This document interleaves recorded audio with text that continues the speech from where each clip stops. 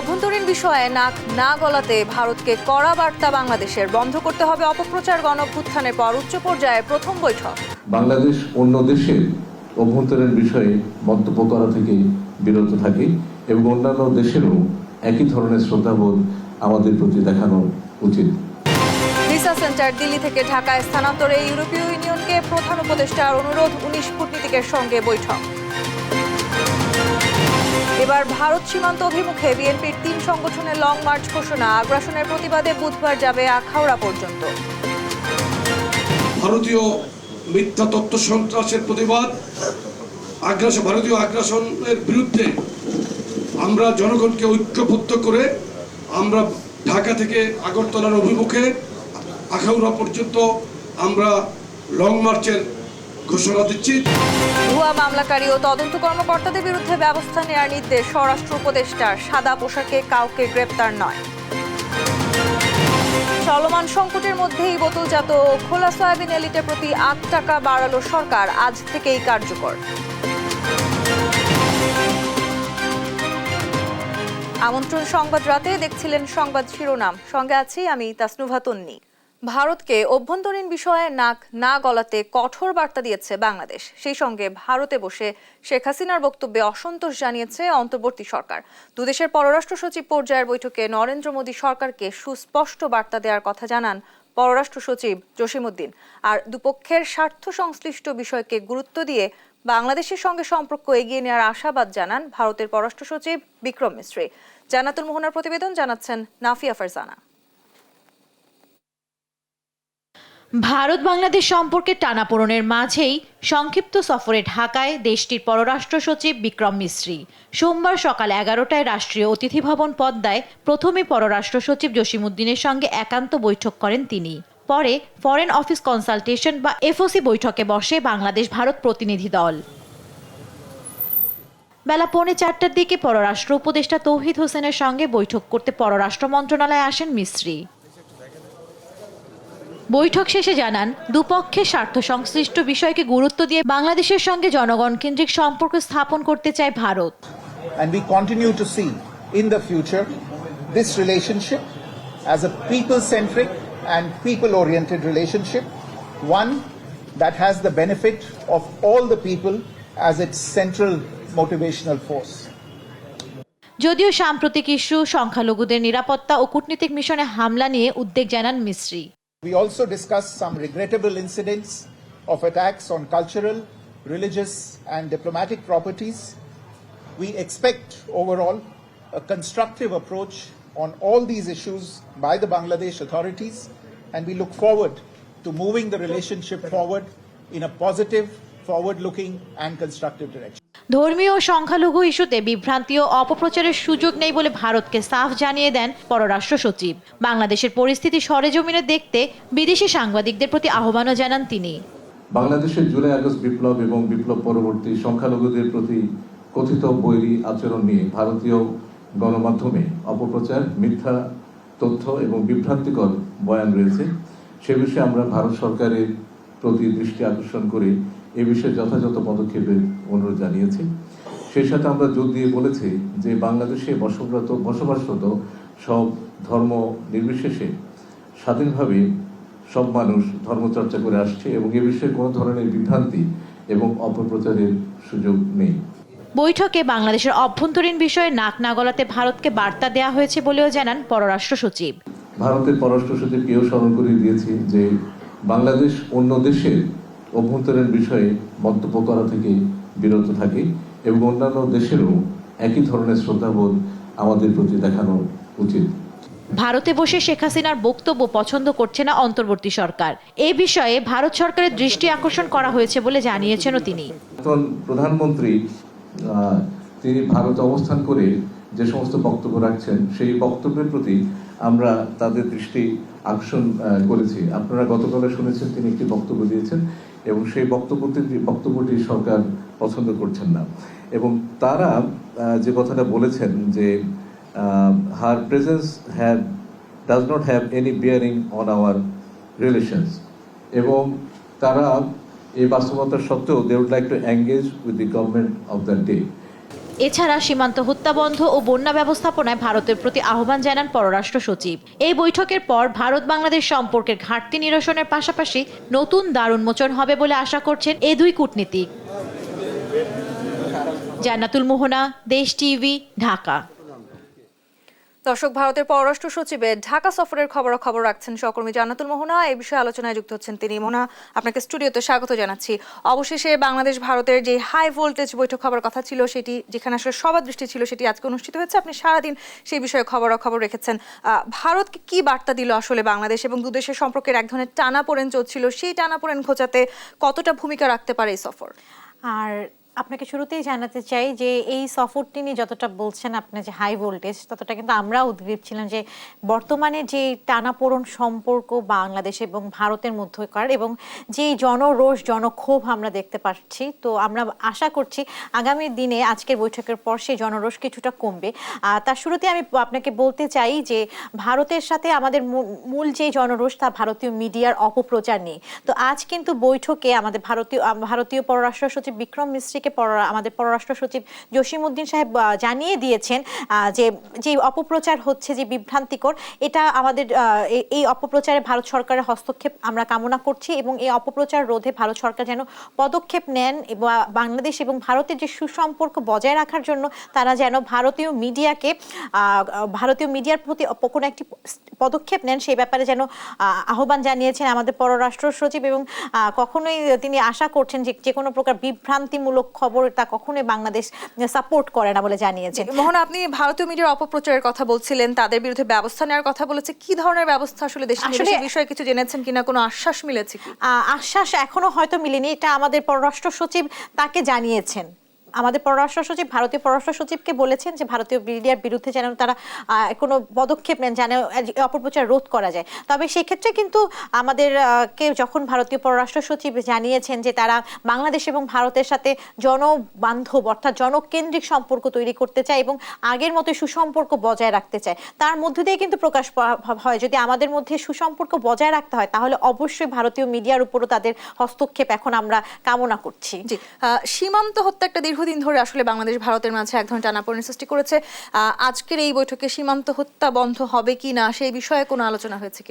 আসলে দেখুন, সীমান্ত হত্যা নিয়ে তো আমরা বারবারই ভারতের প্রতিশ্রুতি শুনতে পাচ্ছি, এবং আমরা বারবারই শুনতে পাচ্ছি সীমান্ত হত্যা বন্ধ হবে কবে, সীমান্ত হত্যা বন্ধ হবে কবে। তার আগে কিন্তু আপনাকে দেখতে হবে সীমান্ত হত্যায় যারা অংশগ্রহণ করেন তারা কিন্তু গুলি চালায়। তো এটা প্রথম প্রশ্ন যে কেন গুলি চালায়, এটা তো আন্তর্জাতিক অপরাধও বলা যায় বা আন্তর্জাতিক আইন লঙ্ঘনও বলা যায়। তো এই ক্ষেত্রে এবার আমাদের কিছুটা কড়া বার্তা দিয়েছে এবারের পররাষ্ট্র সচিব। এবারের ভারতকে বলা হয়েছে এই বিষয়ে যেন অন্যান্য বিষয়ের চেয়ে গুরুত্ব আরো বেশি করে করা হয়।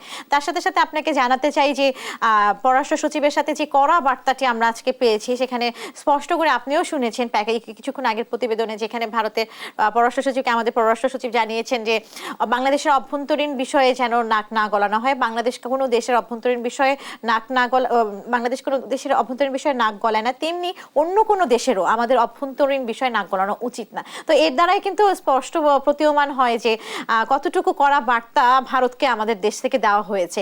এবং সেই সাথে ধর্মীয় সংখ্যালঘু সহ বিভিন্ন যে অপপ্রচার ভারতীয় মিডিয়া চালাচ্ছিল, সেখানে কিন্তু আমাদের পররাষ্ট্র সচিব তাদেরকে আহ্বান করেছেন যে আপনারা আসুন, আপনাদের বিদেশি সাংবাদিকরা আসুক, খালি ভারত কেন, অন্যান্য দেশের যে কোনো সাংবাদিক বাংলাদেশে আসুক, বা যারা বিশ্লেষক আছে, যারা বিভিন্ন ফোরামে কাজ করেন বা বিভিন্ন সংগঠনের সাথে জড়িত আছে, তারা বাংলাদেশে আসুক, তারা সরজমিনে যে পটচিত্র, সেটা বাংলাদেশের পটচিত্র দেখুক, যে কোথায় কোথায় সংখ্যালঘুর সাথে নির্যাতন হচ্ছে বা কোথায় এ ধরনের সমস্যা হচ্ছে, সেই জিনিসটা আর কি তারা যেন পর্যালোচনা করতে পারে, সেই সুযোগটা কিন্তু রেখে দিয়েছেন। এবং যেন অপপ্রচার, যে মিথ্যা অপপ্রচার ছড়ানো হচ্ছে, এবং আপনি তো জানেনই যে বর্তমান সরকার এটাও পছন্দ করছেন না যে প্রাক্তন প্রধানমন্ত্রী ভারতে বসে বক্তব্য দিচ্ছেন বিভিন্ন দেশে বিদেশের সেই বিষয়ে আলোচনা হয়েছে, এবং সেই বিষয়ে আমরা দেখেছি যে আপনারা যখন প্রশ্ন করছিলেন তখন আসলে ভারতীয় পররাষ্ট্র সচিব তিনি উত্তরও দিয়েছেন। সেই জায়গাটি একটু জানতে চাই, সেই বিষয়ে তারা কোনো কঠোর পদক্ষেপ নেবে বলে আপনারা মনে করেন কি? এখন বার্তা দেওয়া হয়েছে, তারা নোট ডাউন করে রেখেছে এবং তারা আপনি দেখলেন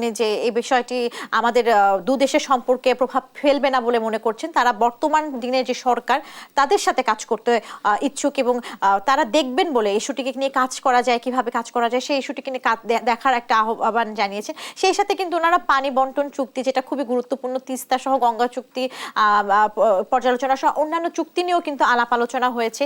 যোগাযোগ ক্ষেত্রে আরো কিভাবে দুই দেশের সম্পর্ক দৃঢ় করা যায় সেটা নিয়ে আলোচনা হয়েছে। মূলত আজকের যে বৈঠকটি, সেই বৈঠকটি মূলত ছিল এই দুই দেশের সম্পর্কে যে ফাটল, সেই ফাটলটাকে জোড়া লাগানোর জন্য আমরা একটি সেই প্রত্যাশা করতে চাই মোহনা, আজকের এই বৈঠকটি ফলপ্রসূ হবে সেই প্রত্যাশা। আপনাকে অসংখ্য ধন্যবাদ আজকে স্টুডিওতে সময় দেওয়ার জন্য। আপনাকে ধন্যবাদ। দর্শক, আমাদের সহকর্মী জান্নাতুল মোহনা যুক্ত হয়েছিলেন ভারতের পররাষ্ট্র সচিবের ঢাকা সফরের বিষয়ে জানাতে।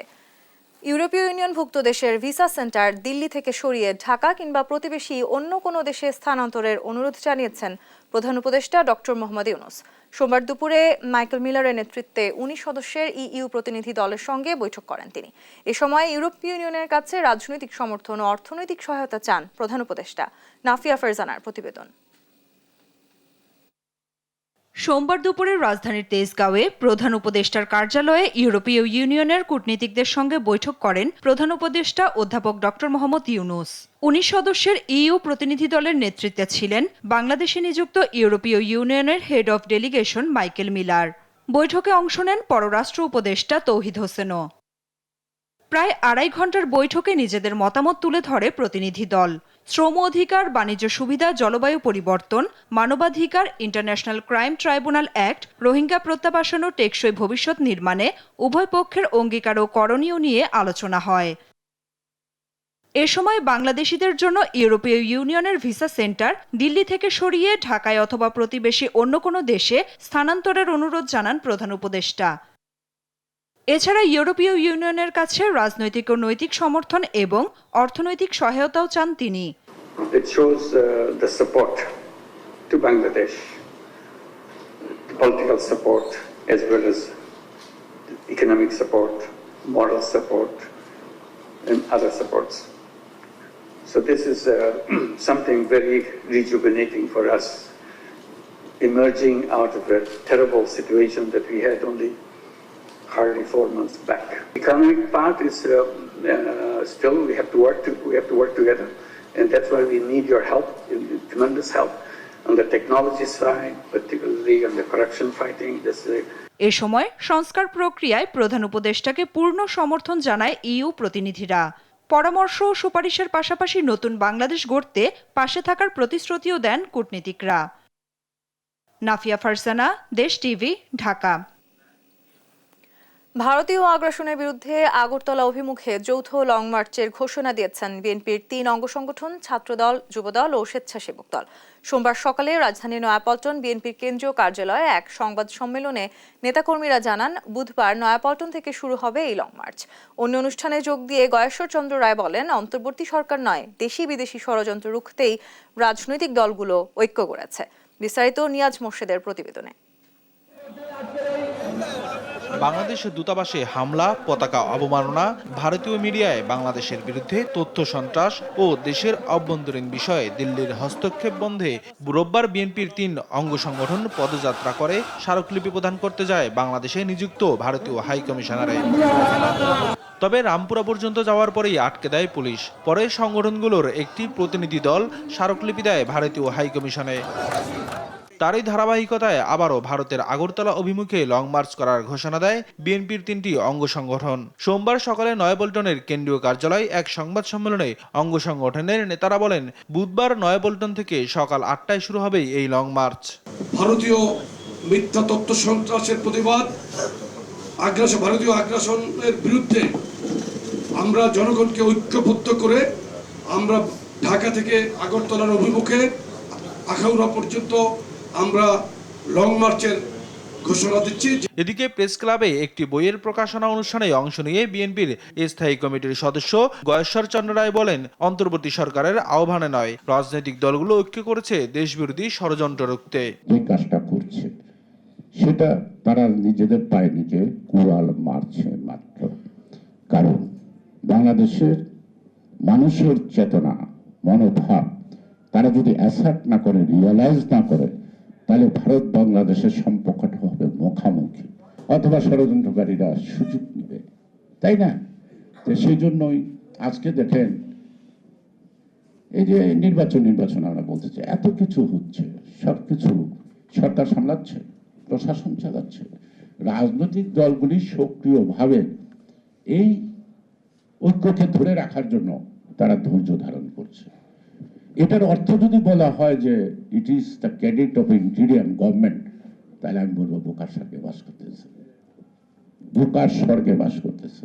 এ সময় উভয় দেশের স্বার্থে ভারতের সাথে কূটনৈতিক সম্পর্ক উন্নয়নে মনোযোগী হতে অন্তর্বর্তী সরকারের প্রতি আহ্বান জানান তিনি। নিয়াজ মুর্শিদ, দেশ টিভি, ঢাকা। ভোটার তালিকা হালনাগাদ, প্রয়োজনে নির্বাচনী এলাকার সীমানা পুনর্নির্ধারণ, এনআইডি সার্ভারের নিয়ন্ত্রণ স্বরাষ্ট্র মন্ত্রণালয় থেকে নির্বাচন কমিশনের অধীনে নিয়ে আসা এবং নির্বাচনে প্রার্থীদের আচরণ বিধিমালা সহ 17টি সংস্কার প্রস্তাব দিয়েছে বিএনপি। আর সংবাদ সম্মেলনে বিএনপির স্থায়ী কমিটির সদস্য সালাউদ্দিন আহমেদ বলেন, সুষ্ঠু ভোট আয়োজনে 3 থেকে 4 মাসের বেশি সময় প্রয়োজন নেই। শিউলি রায়ের রিপোর্ট। সোমবার বিকেলে গুলশানে বিএনপি চেয়ারপারসন কার্যালয়ে বিএনপি গঠিত সংবিধান সংস্কার কমিটির সংবাদ সম্মেলন হয়। এ সময় সংস্কার প্রস্তাব উত্থাপন করেন বিএনপির স্থায়ী কমিটির সদস্য ডক্টর আব্দুল মঈন খান। বলেন, অগ্রাধিকার ভিত্তিতে নির্বাচন ব্যবস্থা ও সংবিধান সংস্কার জরুরি। আর 1-11-এর সময় ইচ্ছাকৃত পরিবর্তিত সীমানার পূর্ণ নির্ধারণ, বিবেচনা ও গণমাধ্যম কেমন আচরণ করবে নির্বাচনে সে বিষয়ে সংস্কার প্রস্তাব সহ 17টি প্রস্তাব তুলে ধরে বিএনপি। প্রথম বিষয়টি ছিল নির্বাচন কমিশন গঠন সংক্রান্ত। এখানেও কিন্তু আমাদের একটি মতামত ছিল। তো আজকে আপনারা জানেন যে নির্বাচন কমিশন ইতিমধ্যে গঠিত হয়ে গিয়েছে। সরকার একটি বিষয় কিন্তু আমাদের সঙ্গে একমত হয়েছে, যে আমরা যেটা বলেছিলাম এই বিষয়গুলো দেরি করলে কিন্তু সমস্যার সৃষ্টি হবে। এ সময় বিএনপির স্থায়ী কমিটির সদস্য সালাউদ্দিন আহমেদ বলেন, তত্ত্বাবধায়ক সরকার ব্যবস্থা থাকলে সুষ্ঠু নির্বাচন সম্ভব। সেই সঙ্গে জরুরি সংস্কার শেষে 3 থেকে 4 মাসের মধ্যেই সুষ্ঠু নির্বাচন দেওয়া সম্ভব বলেও উল্লেখ করেন তিনি। গভর্নমেন্ট ইন প্লেস আছে বা হবে, এটাই ছিল সবচেয়ে বড় বাধা ফেয়ার ইলেকশন না হওয়ার। নির্বাচনী অফিস, নির্বাচনী কর্মকর্তা এবং নির্বাচনের সময় পোলিং এর নিয়োগ ইত্যাদির জন্য যে সময় লাগে, ডিলিমিটেশনের জন্য কিছুটা সময় লাগে, শুনানি করতে হয়, সীমানা নির্ধারণ। তারপরের যে কাজগুলো, এগুলো সবগুলো গুছাতে প্র্যাকটিক্যালি 2 থেকে 3 মাসের বেশি সময় লাগার কথা নয়। অতীতে রাতের ভোটে সহায়তাকারী কর্মকর্তা কর্মচারীদের চিহ্নিত করে তদন্তপূর্বক তাদের বিরুদ্ধে ব্যবস্থা নেওয়ার দাবি জানিয়েছেন বিএনপির স্থায়ী কমিটির আরেক সদস্য নজরুল ইসলাম খান। যাদের মাধ্যমে অপকর্ম করা হয়েছে তাদের ব্যাপারে আমরা তদন্ত করে তাদের ব্যাপারে ব্যবস্থা নেওয়ার কথা বলেছি, এবং ওই ধরনের লোকরা যাতে আর নির্বাচনী প্রক্রিয়া না থাকে সেটা আমরা প্রস্তাব করেছি। নিয়াজ মুর্শিদ, দেশ টিভি, ঢাকা। বেগম রোকেয়ার মতো করে নিজের কল্পনা শক্তির ব্যবহার করতে নারীদের প্রতি আহ্বান জানান প্রধান উপদেষ্টা ডক্টর মোহাম্মদ ইউনূস। বলেন, সমাজের সুবিধা বঞ্চিত, নির্যাতিত ও অসহায় নারীদের অবস্থানের উন্নয়নে নারীদেরই এগিয়ে আসতে হবে। বেগম রোকেয়া দিবস উপলক্ষে সোমবার সকালে রাজধানীর ওসমানী স্মৃতি মিলনায়তনের পদক প্রদান অনুষ্ঠানে এসব কথা বলেন তিনি। নাফিয়া ফারজানার রিপোর্ট। বেগম রোকেয়া দিবস উপলক্ষে সোমবার সকালে রাজধানীর ওসমানী স্মৃতি মিলনায়তনে পদক প্রদান অনুষ্ঠানের আয়োজন করা হয়। এ সময় আলোচনা সভায় সমাজের সুবিধাবঞ্চিত, নির্যাতিত ও অসহায় নারীদের অবস্থানের উন্নয়নে কাজ করে বেগম রোকেয়ার স্বপ্ন বাস্তবায়নে ভূমিকা রাখতে নারীদের প্রতি আহ্বান জানান প্রধান উপদেষ্টা ডক্টর মোহাম্মদ ইউনূস। বেগম রোকেয়াকে স্মরণ করতে পারছি এবং এই স্মরণের একটা যথোপযুক্ত পদ্ধতিও আমরা অনুসরণ করছি। তার স্মরণে একটা পদক তাদের উদ্দেশ্যে দেওয়া যারা বেগম রোকেয়ার পদাঙ্ক অনুসরণ করে সমাজকে এগিয়ে নিয়ে গেছে। তিনি আরো বলেন, নারী জাগরণের পথিকৃত শিক্ষাবিদ, সাহিত্যিক ও সমাজ সংস্কার মহিষী নারী বেগম রোকেয়ার অবদান অবিস্মরণীয়। তার মতো করে নারীরা নিজ নিজ অবস্থানে থেকে সমাজের সুবিধাবঞ্চিত, নির্যাতিত ও অসহায় নারীদের অবস্থা ও অবস্থান উন্নয়নে কাজ করে বেগম রোকেয়ার স্বপ্ন বাস্তবায়ন করবে বলে আশা ব্যক্ত করেন তিনি। সুলতানার স্বপ্ন, সুলতানার কল্পনা, চাঁদে যাওয়ার কল্পনা করেছি, মানুষ একদিন চাঁদে গিয়েছে, আর তারপরে আরো বহু দূরে চলে গেছে। ওই শুধু কল্পনা। যদি চাঁদে যাওয়ার কল্পনা না হতো, এই দুঃসাহসিক অভিযান আর হতো না। আলোচনা সভায় বেগম রোকেয়ার মতো করে নিজের কল্পনা শক্তির ব্যবহার করার আহ্বানও করেন প্রধান উপদেষ্টা ডক্টর মোহাম্মদ ইউনূস। নাফিয়া ফারজানা, দেশ টিভি, ঢাকা। যারা ভুয়া মামলা করবে তাদের বিরুদ্ধে ব্যবস্থা নিতে আইজিপিকে নির্দেশ দিয়েছেন স্বরাষ্ট্র উপদেষ্টা জাহাঙ্গীর আলম চৌধুরী। সোমবার খুলনার শিল্পকলা একাডেমিতে জেলার পুলিশ, ফায়ার সার্ভিস সহ অন্যান্য সরকারি কর্মকর্তাদের সঙ্গে মতবিনিময় সভায় এই নির্দেশনা দেন তিনি। এ সময় নিজের হাতে আইন তুলে না নিয়ে অপরাধীদের পুলিশে সোপর্দ করার আহ্বান জানান স্বরাষ্ট্র উপদেষ্টা। বলেন, আইন শৃঙ্খলা বাহিনীর কোনো রাজনৈতিক দলকে বাড়তি সুবিধা দেওয়ার সুযোগ নেই। তিনি আরও বলেন, থানা থেকে লুট হওয়া অনেক অস্ত্র এখনও উদ্ধার হয়নি। সেসব অস্ত্র উদ্ধার হলে পরিস্থিতি স্বাভাবিক হবে বলেও মনে করেন উপদেষ্টা।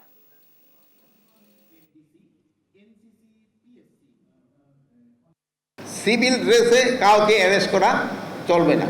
ডিবি হোক, যে হোক, তার জ্যাকেট পরতে হবে, তার আইডেন্টি শো করতে হবে। যদি তার ড্রেস না থাকে, সে সিভিল ড্রেস আছে, সে প্রথম তার আইডেন্টিটা শো করবে যে এই আমার আইডি কার্ড। সিভিল ড্রেসে কাউকে অ্যারেস্ট করা চলবে না। আর কোনো নিরপরাধ যেন শাস্তি না পায়, এই দিকে আপনার খেয়াল রাখতে হবে। 10টা নাম, এই 200-100 বেনামি, এইটা করে এই যে মানে যারা দোষী না তাকেও আপনারা নাম দিয়ে আমাদের কিন্তু ইনভেস্টিগেশন করতেও ডিফিকাল্ট করতেছেন এবং অ্যাকচুয়াল কালপিটও কিন্তু বের হয়ে যাবে। এই জন্য আমরা আইজি মহোদয়কে আমরা ইনস্ট্রাকশন দিছি যারা ভুয়া মামলা করবে তাদের এগেইনস্ট অ্যাকশন নেওয়ার জন্য।